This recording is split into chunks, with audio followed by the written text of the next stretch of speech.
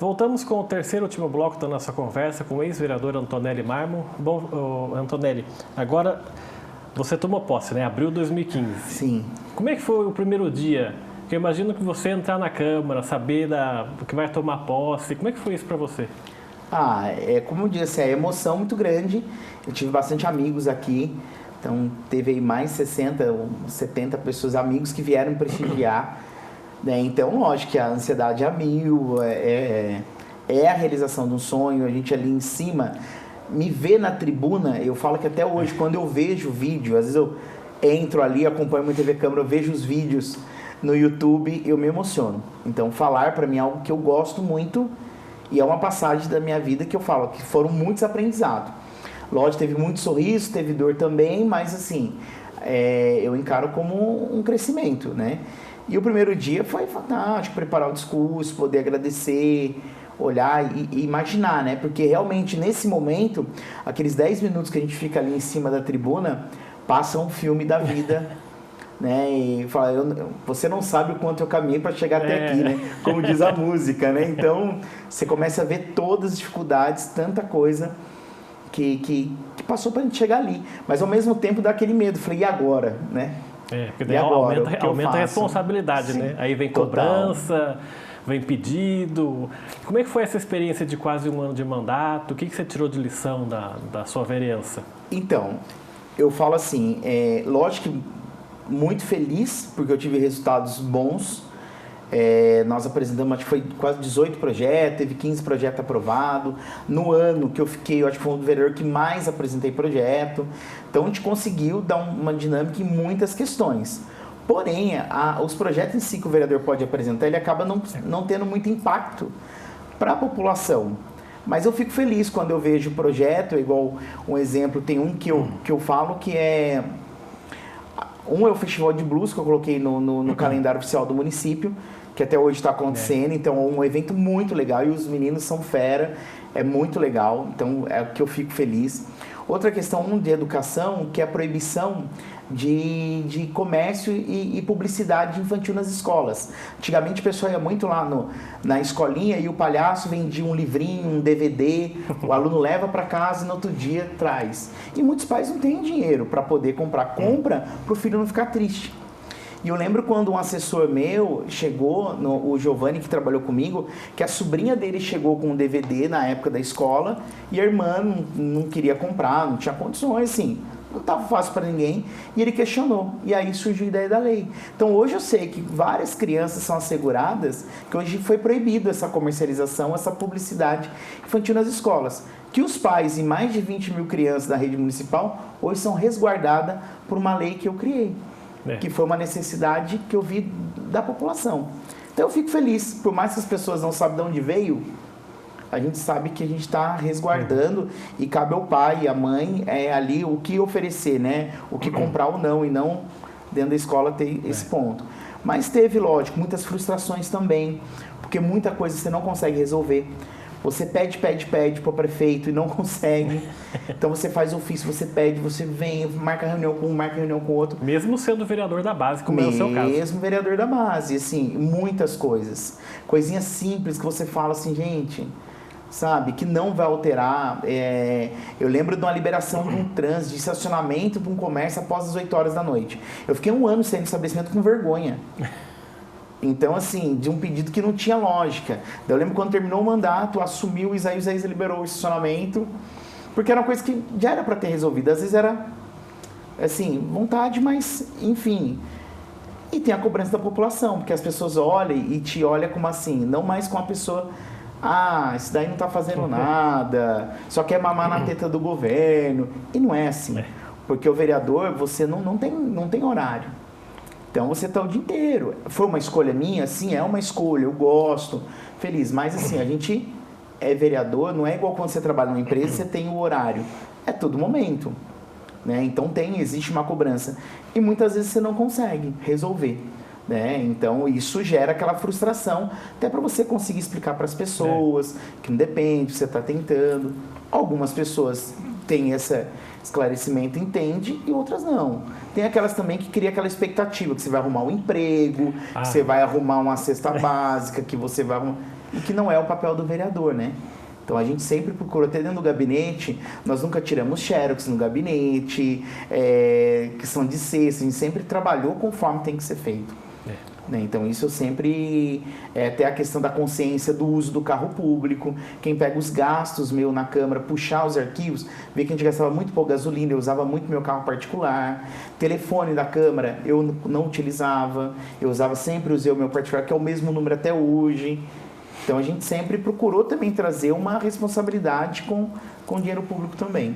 E na eleição seguinte você estava no PDT e foi candidato de novo a vereador, né? Sim. Quando eu estava dentro do PT naquele ano, teve várias coisas. A questão do PT explodiu, muitas questões, né, nacional do PT, houve o impeachment da Dilma. Aqui em Jacareí também teve a questão da votação da eliminação pública, na qual eu votei a favor, que me causou muitos danos, que eu estava conversando com você aqui nos bastidores, assim... A famosa taxa de iluminação. A taxa de iluminação pública foi mal compreendida, mas foi algo que pesou demais e que me causou, assim, grandes danos, assim, emocionais mesmo, de as pessoas entenderem, de você explicar, volume da internet. Então, foi algo que me machucou muito, né? E o momento é muito rápido, esse dinamismo da política. E teve amigo seu que virou as costas para você? Teve vários, assim, eu falo que até hoje eu sofro as consequências do sentido do ato, né? E de uma posição, é o que eu sempre falo, a gente nunca roubou nada, eu votei a favor, sim, no momento eu entendia que era necessário para a questão da cidade, mas eu entendo, faltou a sensibilidade da minha parte. E isso que eu falo, que às vezes é a maturidade. Hoje eu me sinto muito mais maduro e de você estar assim, bem assessorado. Porque a minha assessoria são pessoas maravilhosas, não eram pessoas políticas, são pessoas como a gente, do dia a dia, que quer uma política limpa. Né? Então a gente não teve essa malícia, às vezes, do jogo.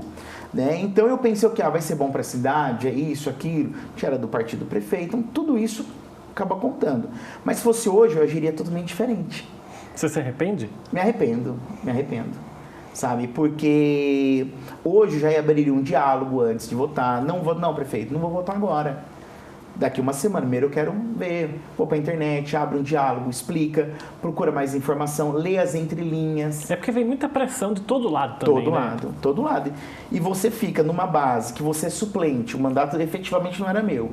Você tem mais 3 vereadores do seu partido. Então, assim, lógico que eu não era criança, mas, assim... Tem certas coisas que a maturidade é com a experiência mesmo. Né? Então, hoje eu consigo olhar com outro olhar. Né? Então, quando a gente acabou votando, o pessoal xingando, você é um lixo, recebi ameaça de morte, minha mãe foi xingada. Tem coisa que quando mexe com a família e com a honra da gente, a gente sempre foi honesto, sempre trabalhador, e com aquele sonho de fazer diferença, isso pesa muito. Hoje eu converso com você, converso com todos vocês aí em casa, com tranquilidade, mas antes eu não podia nem falar do assunto. Eu fiquei um ano, assim, eu não queria ser candidato, eu tive problema, sabe, meio que entrei numa depressão, problema de inflamação na perna que era psicológico, porque eu queria estar longe, assim, da questão política, eu não queria falar mais de política. Ficou com trauma, né? Fiquei bem traumatizado. E em 2016, no tanto quando eu saí da Câmara, eu pedi a desfiliação do PT, eu saí e era candidato, acabei indo pro PDT. Né, e tentar a reeleição. O PDT acabou coligando com o Emerson, né, com o Emerson, que era tendo vice o partido do PT, então as pessoas também associam, continua a mesma coisa, então é mais um desgaste. Eu saí para fazer campanha, Rodrigo, eu tinha vergonha, assim, eu não queria, porque eu tinha medo das pessoas me xingar na rua. Você vê como é que é o oposto daquela sua primeira campanha, né? Toda a felicidade sua, e aí 2016 aquela... eu queria que passasse logo para acabar a eleição, para tipo assim, porque eu não... Querendo ou não, o partido, o grupo conta com seus votos, tem toda a questão do quociente eleitoral. E assim, os amigos também que ainda estavam comigo, que continuam apoiando, não, a gente conhece seu caráter, sabe quem você é, vamos junto. Né? E eu saí pra rua, fazendo campanha, né? Tive alguns apoios diferentes, como o próprio ex-vereador Dr. Ernesto Jesus me apoiou nessa campanha, não ser o candidato, que me conhece também desde criança, né? Assim, a filha dele é muito amiga minha, minha irmãzona, então veio, e alguns amigos fiéis que estão desde o início comigo, graças a Deus muitos ainda abraçou, ó, tamo junto, Antonelli, a gente conhece quem você é e sabe do seu caráter. E viemos. Mas nessa eleição, aumentou o número de candidatos. Então, antes era a média de 207, já tinha ido para 270. Eu já imaginava que cairia a votação, naturalmente, pelo aumento do número de candidatos, distribui os votos. E por toda a consequência também de PT, isso, aquilo, eu imaginava que cair, né?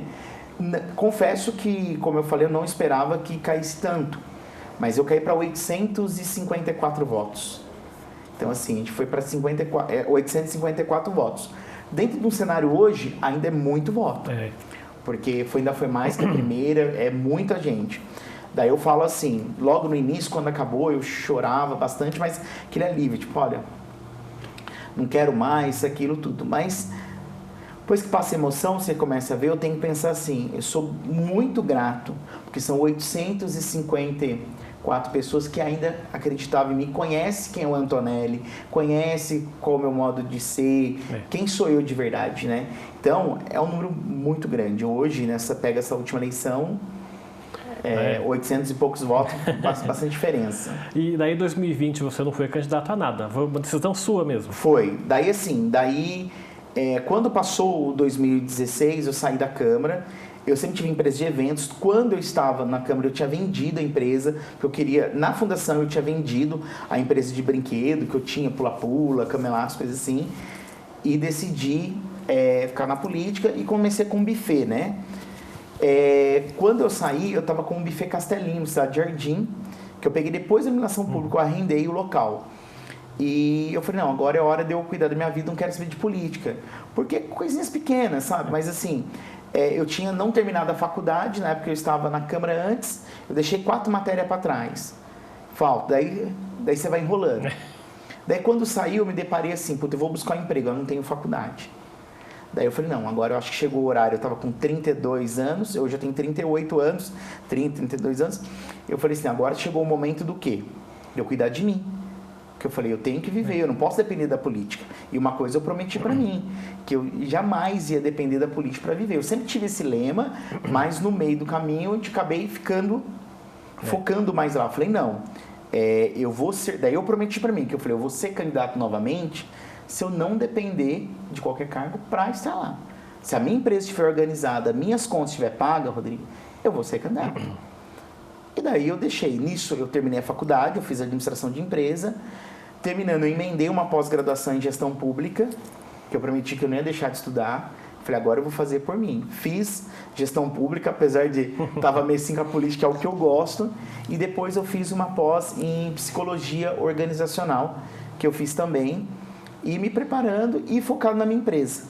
Né? Eu tenho buffet até hoje, trabalho com casamentos e tal. Nesse meio período tive uma hamburgueria também e foquei. E 2020, pandemia, terminando os estudos, estava terminando a segunda pós, eu falei assim, não é o momento e eu preferi me resguardar, me estruturar para quem sabe aí mais para frente a gente poder vir candidato, mas com maturidade, pé no chão que eu sinto hoje, muito mais maduro, o pé no chão muito maior, então, para poder assumir mesmo a função plena. Você não desistiu, né, de ser candidato a vereador, nada. Pode ser que na próxima, 2024, você venha, e se não der, 2028, assim, um dia de cada vez. Né? Um dia de cada vez, sabe, Rodrigo? Assim, eu gosto muito do poder público. E o ano passado eu tive o convite do prefeito Isaías para estar acompanhando o governo. Hoje eu estou na Secretaria de Governo como diretor de participação social. Então eu trabalho muito com as OSCs, trabalho com a participação social, ouvindo a população, então o que eu gosto muito, estar no poder público, né? E a Câmara, sim, ainda é um sonho que não tive a oportunidade, mas quero sim poder exercer um mandato de 4 anos integral, ter a nossa equipe e poder realmente, com mais maturidade, exercer. Mas é um dia de cada vez. Hoje é o pé no chão mesmo e o momento. A gente falou muito durante sua trajetória, no primeiro bloco principalmente, sobre suas participações em entidades sociais, né, da Ordem Demolei, que tem um pouco de religião também. Hoje em dia você continua um homem religioso? Sim, então, na verdade, sim, a Ordem Demolei não tem fins religiosos, tá? Ela como tudo, é algo universal, ela não tem religiosa, né? Eu sou uma pessoa que acredito muito em Deus, eu venho de família católica, Mas eu tenho muita fé, eu sou uma pessoa de muita fé. Eu falo assim que Deus me abençoa muito em todas as ações. A gente tem que acreditar sempre, sabe? E eu falo muito assim, o espírito mesmo assim da caridade, doação, de ser bom com as pessoas. Então o que eu procuro viver bastante assim, ser bom pro próximo. Acho que isso é o maior amor que Deus, né, Deus deu pra gente, né? Mas eu sou católico, eu venho de família católica. E do que você sente hoje mais saudade na sua vida? Saudade em relação à política ou no geral? Não, no geral, na sua vida. Eu acho que alguns entes queridos, lógico que a gente acaba no dia a dia perdendo, mas eu acho que todos nós temos aquela saudade, assim, época de escola, de brincar, de colégio, assim, ó, que eu sinto. E do Palhaço Mostarda eu sinto bastante falta, viu? A minha fase de recreação com a criançada é algo que eu ainda pretendo voltar, ainda ser o Palhaço Mostarda, porque eu acho que é a alegria, é o sorriso. Eu sempre falo que minha missão é fazer as pessoas sorrir e servir as pessoas, né? E quando você vê a figura do palhaço, eu acho que não tem como não rir, né? Então, as pessoas têm que viver mais assim. Eu acho que é sorrindo. É a história daquela menina que reconheceu você, né? Sem dúvida, do McDonald's. E até hoje, mesmo com o tempo passando, eu não trabalho de palhaço há 10 anos mais. Trabalhei 13, muitos anos, desde os 15 anos eu trabalhei. E quando você mexe com a emoção das pessoas, né? Então, fica gravado pro resto da vida. Tá certo, eu quero agradecer muito a sua participação aqui no nosso programa. Obrigado por ter aceitado o convite e contado um pouco da sua história aqui pra gente. Eu que agradeço, Rodrigo. Nossa, eu fiquei muito feliz pelo convite e confesso que eu sempre tive vontade de estar aqui, viu? Bem de verdade mesmo. Sempre acompanho o programa e obrigado mesmo aí pelo carinho. Né, você e todos aí da equipe da TV Câmara, que sempre me acolheram muito bem. Desde a minha época que eu trabalhava na fundação, vim aqui na Câmara. Então, gratidão a todos vocês e gratidão a vocês aí de casa que estão acompanhando a gente aí. Obrigado. Obrigado mesmo e estamos à disposição sempre. Obrigado pela sua entrevista. O programa Gente em Destaque fica por aqui. A gente volta numa próxima oportunidade. Até lá.